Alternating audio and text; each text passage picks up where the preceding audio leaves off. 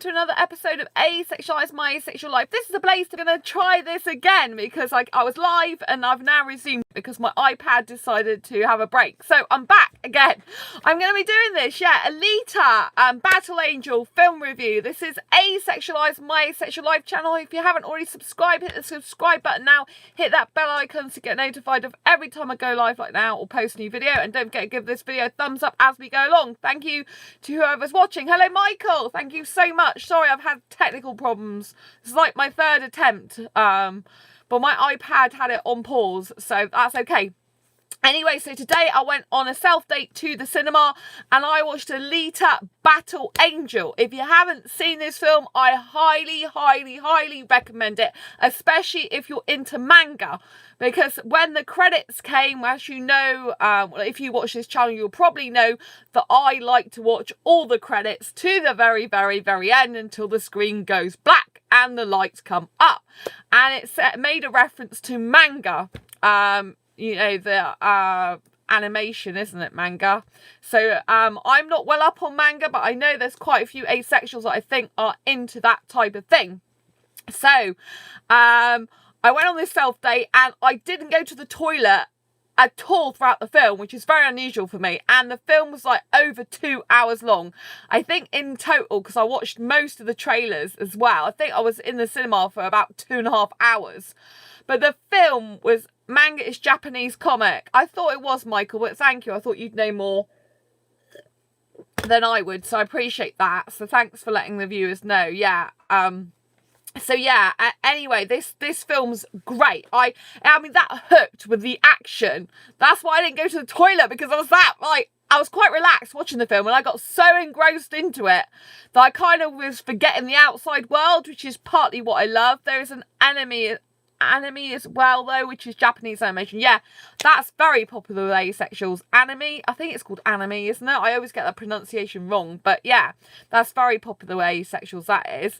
So anyway, this film is incredible because the action in it is so intense that it's just, and the storyline is so good. It was just magnificent. I was just like really hooked. And, you know, I was really, you know, like some films, there's so much action, you think you're forgetting the outside world, but you don't. But this time I was really getting so engrossed in it. I was actually forgetting that I'd come to the cinema, if you know what I mean. I mean, I was aware it was a screen and everything, but I was so engrossed in the storyline, I was just really hooked. And so Alita, I'm not going to reveal everything to you because obviously you'll be like, why am I going to watch the film if you're revealing everything to me? So there may be a few little spoilers, but I'll try not to like tell you the whole thing because I don't want to give it away. I'll try and just say as much as really is in the trailer and the little bit of review write-up, which is basically Alita is a cyborg. She is part human and part robot. And this guy finds her in the scrap heap. Well, he finds just her head and like the very top part of her body. Very top part of her body. And he takes her and he fixes her up with a full robotic body. I'm not going to say any more about the robotic body. You'll have to watch it to know more about it. There's a story behind it. So it's like kind of like a story within a story. It's really good. And so Alita can't remember her past life, but she's still got her brain. Her brain's one of the things that functions from her past life. And she can't remember anything. And it's blank for quite a long time. So this makes the film very interesting and intriguing. Because you're always kind of worried about her safety. Because when the guy originally fixes her up, he gives her this girl's body. So she's very young. And she's very young in what you get to know can seem quite a violent world. However, Alita's called Battle Angel for a reason. As you can imagine, battle an angel. So, yeah, she's kind of like sweet. Like her heart's like an angel, but she can battle, baby. She can battle. I don't want to give the whole film away if you haven't seen it, but it's incredible. It's got lots of story threads interwoven into one. and it just gets you really, really hooked. Alita is a very adorable character, but she kicks ass. Excuse my language, but she does. And I love the way they portray her, because she's a female character. Obviously, she's part human, part robot, but she's a female character, and she kicks complete butt all the way through the film. Like, she floors all the guy type characters in it. It's amazing. I think it's so good to have a strong, powerful female character like that, even if it isn't all human, in the film. But obviously she does still have the emotional side to her, which kind of is her Achilles heel. But you know, that is what makes us human after all. I'm glad they've kept that element in there. I have to say, the ending I was shocked by. And it did make me upset. So I'm not going to tell you the ending, obviously, because I don't want to spoil it. And I haven't spoiled anything really for you, because there's lots of stories that I haven't even touched on in this film. But the film is very, very sad. Towards the end, I'm like, you can't leave the film like that. It's just no way. Why did you do that? I hope they make a second one. I really do. Because I'm like, you can't do that. How can you do that? And I was like crying. It was that sad. And it's just like the ending is like not the ending I wanted at all. I'm like, And it looks to me like they've left it open for another film. I hope they have, because the film was incredible. And there's so many different threads of story that they could do another one. But I don't know if they will. It's a film where they don't have to do another one. They can just leave it at that ending. But it was very, very sad. I'm like, you really can't do that. I mean, it was good in a way, in one sense. But in the other sense, because I'm a very emotional, sensitive, kind, caring person who's got a huge heart, it was very emotional. Would you watch the original? I don't know what the original is. I don't know if there's original. It's from a book, I think, isn't it? I don't know. I didn't know that there was an original Michael Alita Battle Angel. I didn't know there was. I thought it was from a book or a comic. I didn't think it was actually. I just said there is also Enemy. Yeah, I know you said there's also Enemy, but that's completely different, isn't it, to this film? This isn't a cartoon film. This has got real people in it, apart from Alita. She's done as a cyborg, so she's part human, part robot, and she's got animation features in her face, the way they've done it. But everyone else is complete, you know, like, looks. I won't say they're complete human, but they look. The film is based on both a comic and a cartoon. Yeah, but there's no cartoon in it apart from Alita's face is animated a bit, as you can see, as they've done it. But no, everyone else is like full-bodied characters, if you know what I mean. They look human, the other ones, apart from the other cyborgs, but there's nothing else that looks animated whatsoever. That's what I'm trying to say. It's not an animation. This is a full-length feature film who's got Alita in it. So would you watch the original cartoon? No, I've no need for that. I don't, because I don't read books. So if I watch movies, I don't read the book after I watch the movie, or vice versa. I'm not that type of person. So all the Harry Potters I've watched, but I don't read the books because I don't actually like reading very much.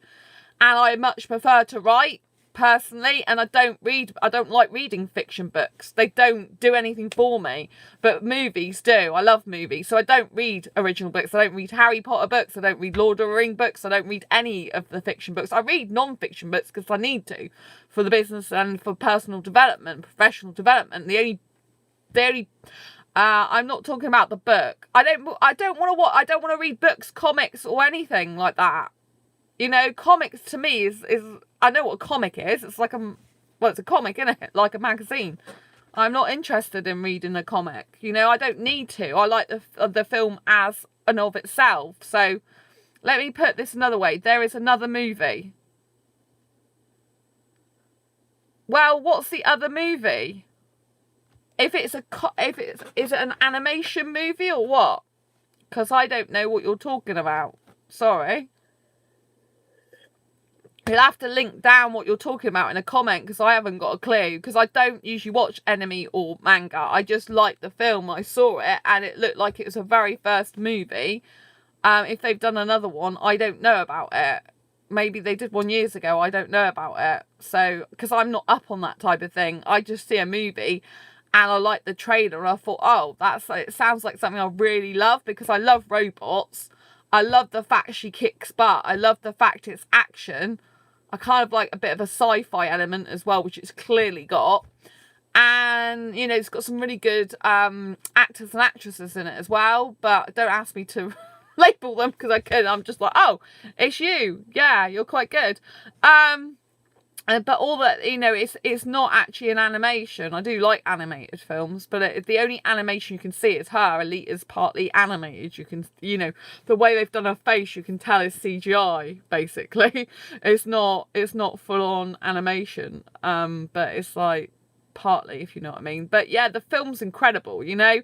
It's action packed, loads of stories. Like I said, I found it really sad. There is a love story in this. This live action CGI movie is based on another movie that's animated, which was also based on a comic. Oh, right. Okay, Michael. Well, unless it happened to come on the cinema, I doubt I'd watch it. I mean, I prefer, like I do watch some animations, but I think with that, I prefer to watch, I don't know without like glancing at it, but it's not something I go out of my way to watch, no.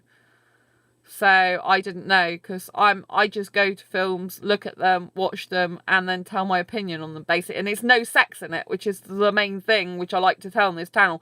But there is one scene where the woman is in bed and she's in stockings and suspenders. She's like in a sexy outfit. So if you are adverse to that type of thing, there is one scene in it. So you've got to be very, very careful, because I don't really like that. I mean, you can't see too much, but you can see she's got like stockings and suspenders. So she's got like, you know, like leg pieces up with the suspender belt down with sexy body. So I don't like that. It's not who I am. Doesn't mean to say other asexuals. Hi, Sandra. Hi, Michael. Hi, Ivan. Nice to see you. Really lovely to see you. Caught the live stream partway through. Good for you. So yeah, so in one of the scenes there is this woman, and she works for this. I don't want to give it away, so I've got to be really careful not to give the film away. Well, she kind of is working for someone who's not a good guy, and she's in his bed, presumably doing sexual favours for him.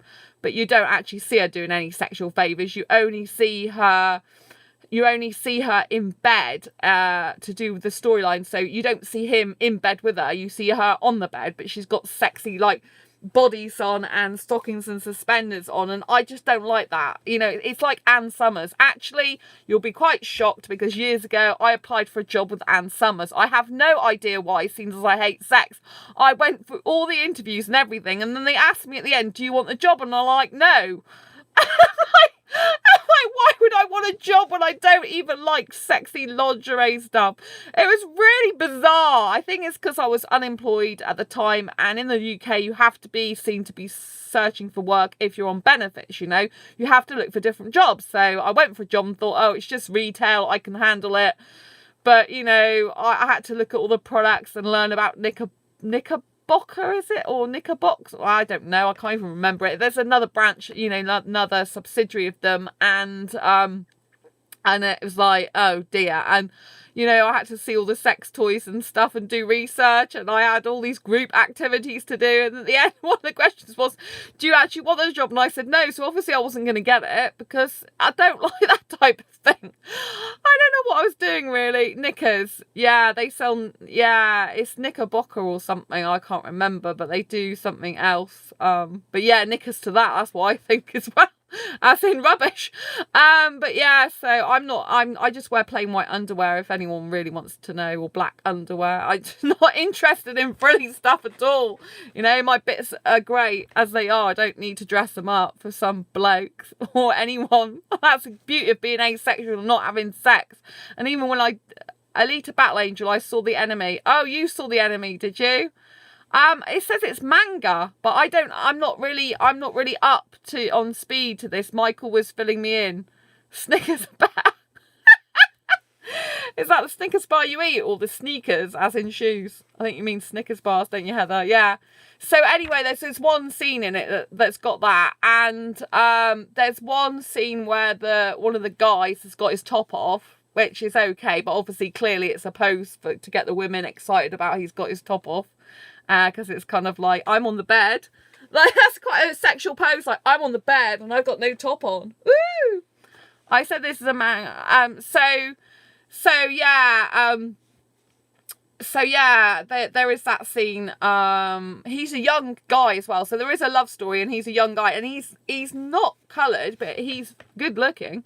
Actually, I'm like, young guy in his 20s, I think. He's very good looking. But there was a coloured guy in it as well, you know, like I like foreign guys.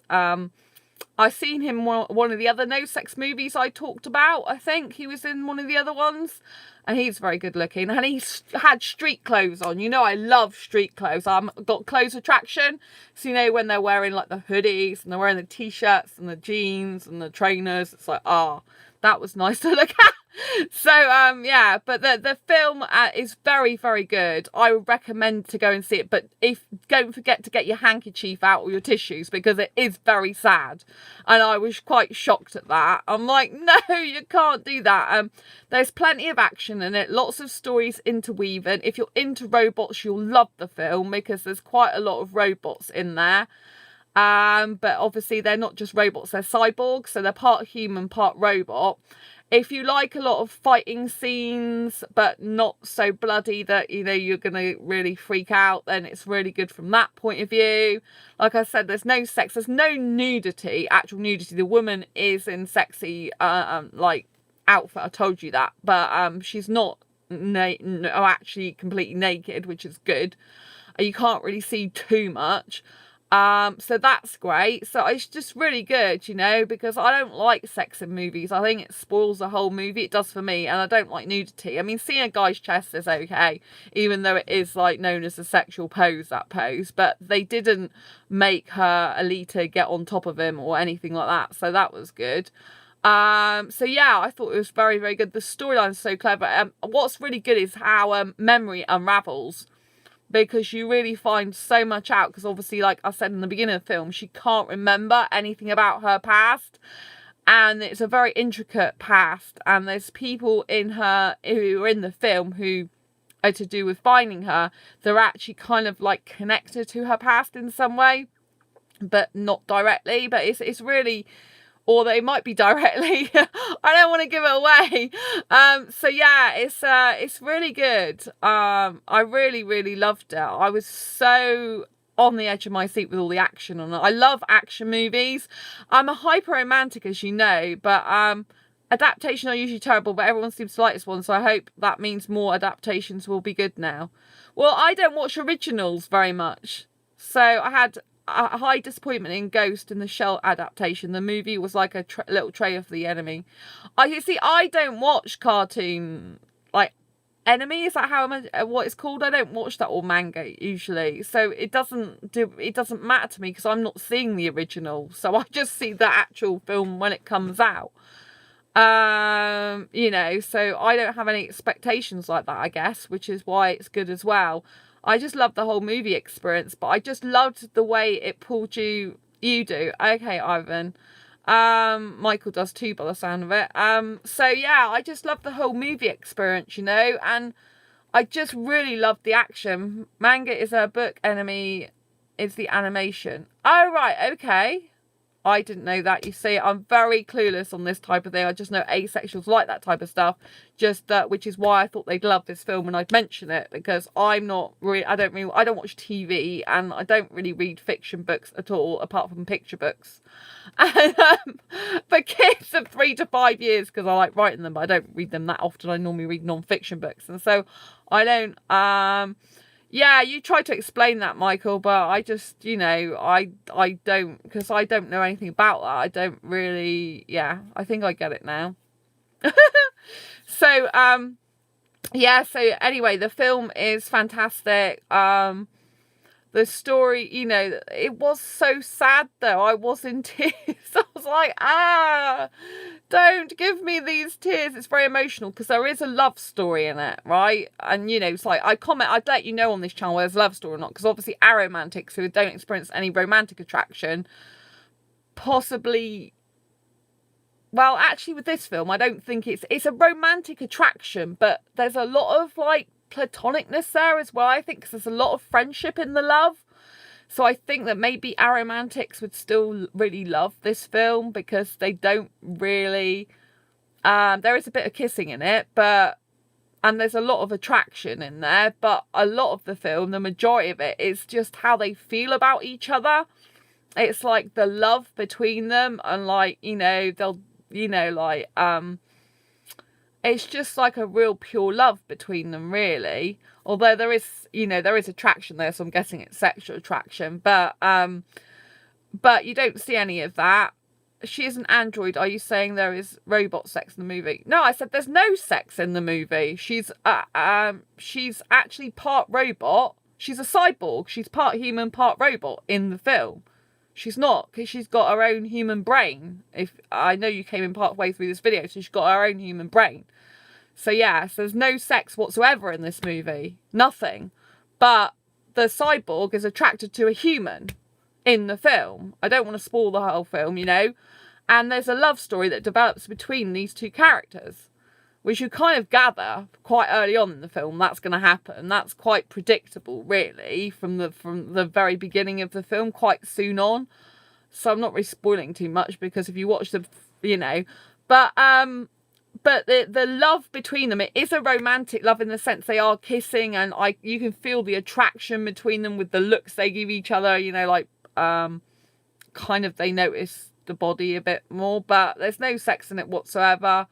And that I'd say that, because obviously aromantics might want to watch this film, or romantics, and some aromantics, they get fed up with romantic love. Other aromantics love romantic love despite not experiencing it themselves. They like the idea and the concept and the fantasy of it. So and they like it sometimes in books, because I've had some people in my group recently that said stuff like that, and other groups I've seen it, there's some aromantics actually do, especially in the writers group. I think it was in the writers group, she said, I might not be romantic, but I like writing romance. I think I watched a YouTuber who was talking about that actually as well. So you know, so just because someone's aromantic doesn't mean to say they can't appreciate romance in books and stuff. But I am aware that some aromantic asexuals might just be like, oh no, not another romance again. But with this particular type of romance, there was a lot of deep friendship as well. There was a lot of bonding there. It wasn't like you're so superficial, like romantic, traditional, stereotypical relationship. It was a lot more deep love there, like you do anything for the other person, and that you really deeply love that person, and that yet they're your best mate as well. Do you know, or you think they're your best mate? I'm not going to say too much more. But yeah, I feel relief robosexuality is taboo. Well, Ivan, you can watch videos that you can buy robots for sex already. It's well known. Well, I thought it was well known. There are sex bots out there already. You know, there's videos of them if you want to go and see them. But yeah, it's not difficult. All you do is Google robots, for, you know, sex robots, and they're up there and you can see what's happening with them. But I mean, I don't want a sex robot. I wouldn't mind a robotic boyfriend though. I always keep saying I'll probably be one of the first people to have a robotic boyfriend, but I'd be so worried that it would start malfunctioning and turn on me, you know, and I'll be like, well, no, I don't want a relationship with a robot that's going to turn on me. Thanks very much. Do you know what I mean? But I could have an Indian robotic guy. It'd be quite nice. But then I don't know what it'd be like to kiss a robot, because I love kissing so much, and I'd really rather kiss a human than a robot. And if they put human lips on there, then that would just be kind of disgusting, because it'd be kind of like I'd be kissing someone who's dead. I don't like the idea of that at all.